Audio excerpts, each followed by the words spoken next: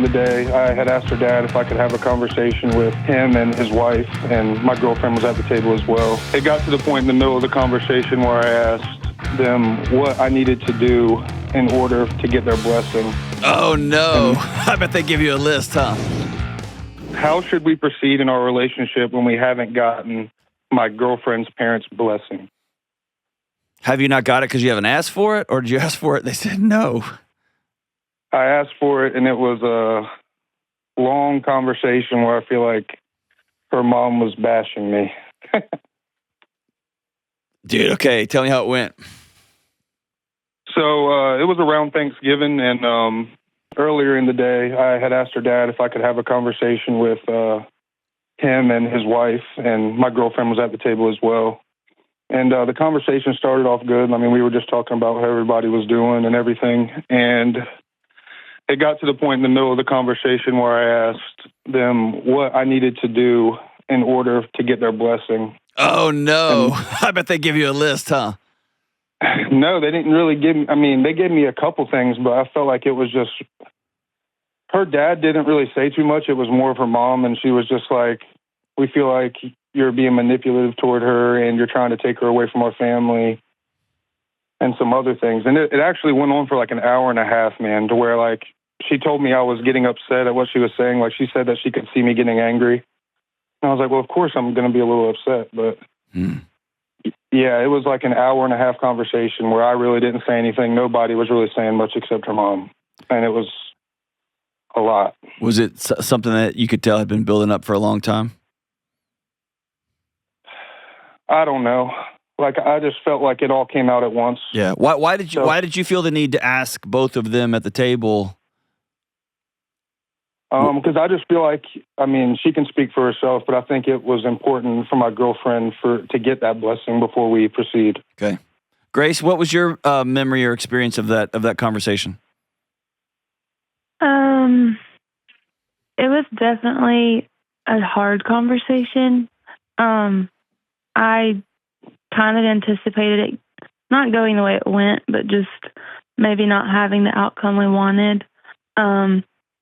Simply because there's like other tensions, you know, in life right now. And I'm the oldest of four, just to give some context. How old are you? And I'm 26. Okay. I just turned 26 in January. And mine and Ethan's relationship is my first like long-term, genuinely like this is going to happen kind of thing. Mm-hmm.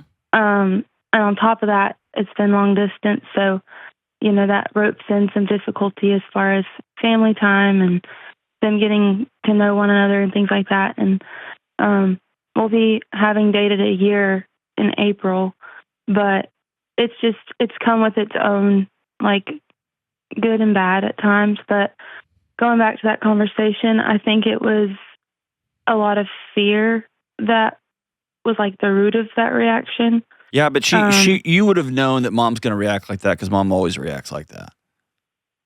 Yeah, that was my biggest fear. So why'd you set Ethan up in that situation?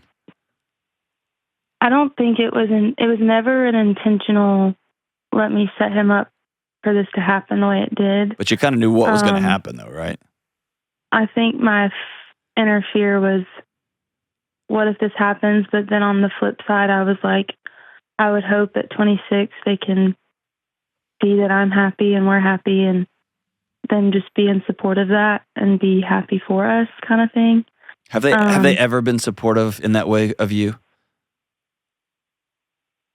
I mean, I think to them support looks like being available or being involved in a way. But I've never truly dated someone where it was like I knew I wanted to spend life with them, like I wanted to have them around and, you know, pursue life with them. And so I think there was always an idea that it would be somebody familiar or somebody close to home or, you know, not necessarily like states away. And so things being different than expected, it's just been very hard for them to like come to terms with that. Ethan, and then when it, go ahead. yeah. Go ahead. Ethan, did you feel like Grace hung you out to dry? I didn't feel like with the conversation she hung me out to dry, but I mean, me and her have already talked through this a little bit, but when her mom was saying all those things about me, like she was just sitting there quiet. That's what I mean. You know what I'm saying? Yeah.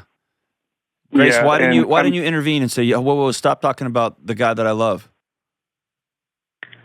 In all honesty, it just triggered like the little girl in me. And believe me, John, believe me. And I wanted to speak up, but I felt like I couldn't in a way. Like I felt like I was the one in the wrong. Since then, like have I gone back and spoken up? Yeah. Oh, for sure. Yeah. How did that go? But I know it was heard, and it was very honest and straightforward, and I think it established a boundary that was probably not known prior to now, or prior to that conversation. They didn't know they didn't know you had a backbone. They thought she's still our little girl and she's still going to do what we say when we say it, how we say it. And you got kind of run over at the beginning in that conversation, which by the way happens. It's not a beat up, but I'm just trying to call out. If I'm Ethan, I would feel like I'd keep side eyeing you, be like, are you going to stand up? These are your parents. And I get that. But also if you circled back and said, whoa, this never happens again. Not on my watch. You've done this to me my whole freaking life and this is over. So Ethan, what's the root of your call, man? Trying to figure out how to move forward? Yeah, just trying to figure out how to move forward, and if you think I necessarily need to ask for their blessing again. I mean, because I know that is so important to my girlfriend that we get their blessing. And another thing is her dad never really said much in the conversation. Like, I feel like that's who I really want to get my blessing from, but I feel like he was just kind of quiet sitting there, you know? So I really don't know, like, what he thinks. Oh, man. I don't want to speak ill of him because he's not on the phone. One of two things. Either he's a complete and utter coward and didn't believe anything his wife was saying, but just doesn't want to fight her. And so he doesn't mind watching some guy get run over at the kitchen table because it's easier to keep the peace with his out-of-control wife. Or you know exactly what he thinks of you. She just speaks for both of them. Neither of those are good. Right. And if he didn't reach back out afterwards and call you and be like, hey, dude, how that went was wrong. I'm sorry. No bueno. I'm sorry. Yeah, well, I mean, the morning after, because I mean, I was at their house. The conversation probably ended at like midnight, and I ended up just packing my stuff and leaving. Yeah. And like heading out. That's exactly what I would have done. Yeah, so I left, and he ended up texting me the next morning early. And just asked how I was doing, and I told him how I felt and how everything made me feel. And he just said it was no intention for us to make you feel that way. I don't know, just that kind of stuff, you know?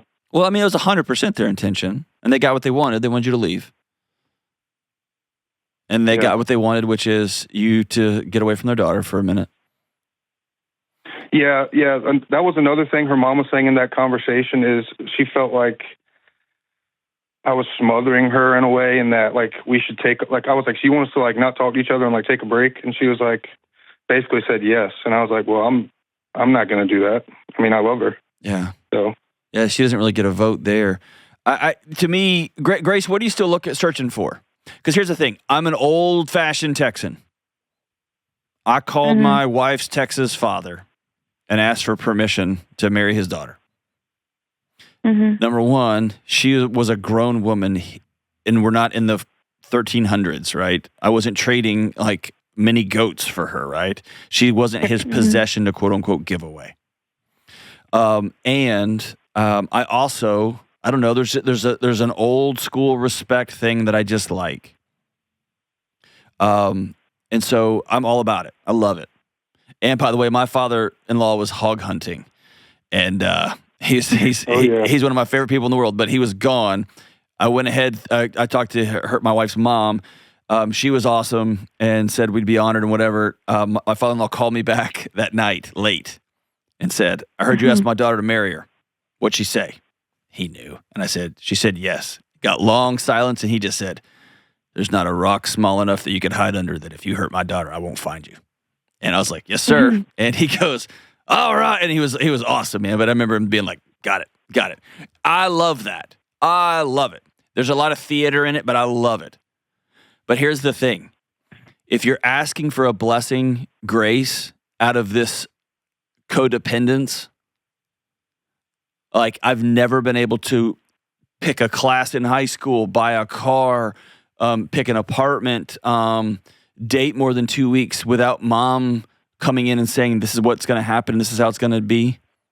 Or anytime I got a C on a college class, my mom was the one calling the college professor. If that was your life and you're codependently, you can't move forward without them nodding approval from on high, then Ethan, I would say I'd run.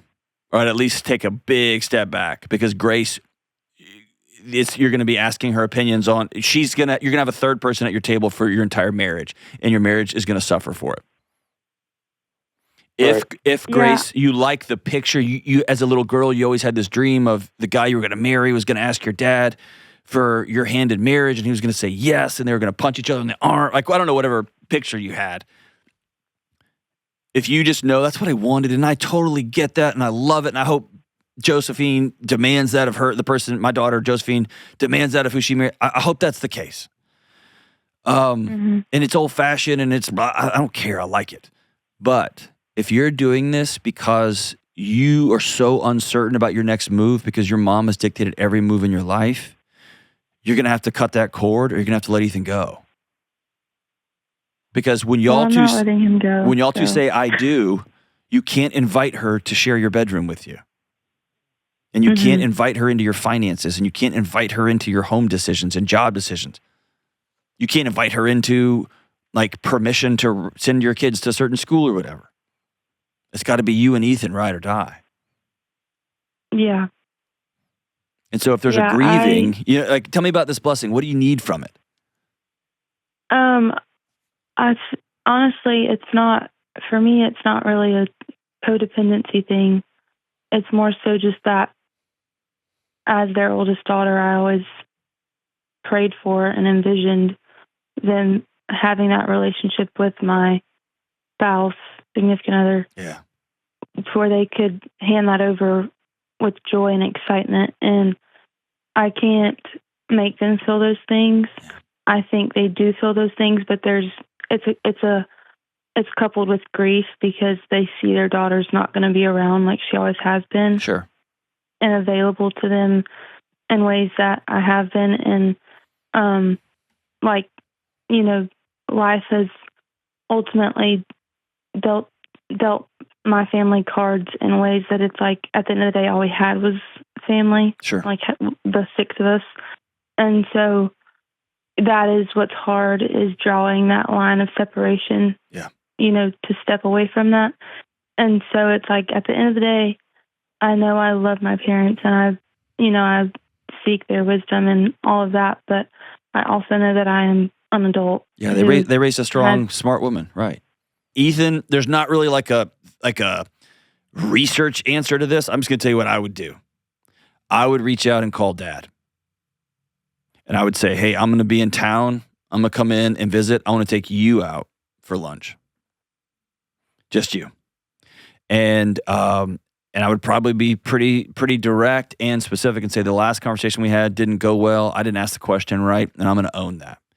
I'm going to ask your daughter to marry me, and it would mean the world to me to have your support, that you and I can become friends over time, that you know that I love and care for your daughter, that you ask me any questions you want to ask me, but that we're on the same team.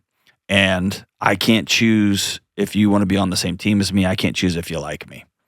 But I want you to know that I want to honor your relationship with your daughter. And I would be as direct, just one grown man to another grown man.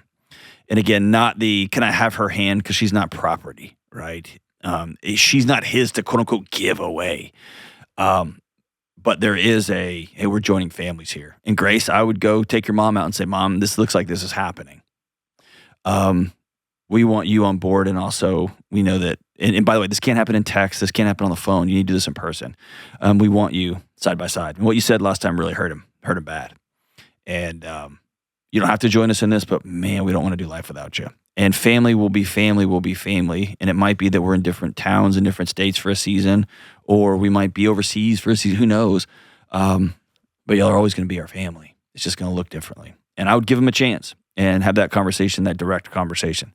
I wish you guys the absolute best. Hang on the line. I want to give y'all a couple of tickets to the October Money and Marriage that's coming up. We have one. We had one in at Valentine's Day that was just off the charts, the best thing I'm a part of.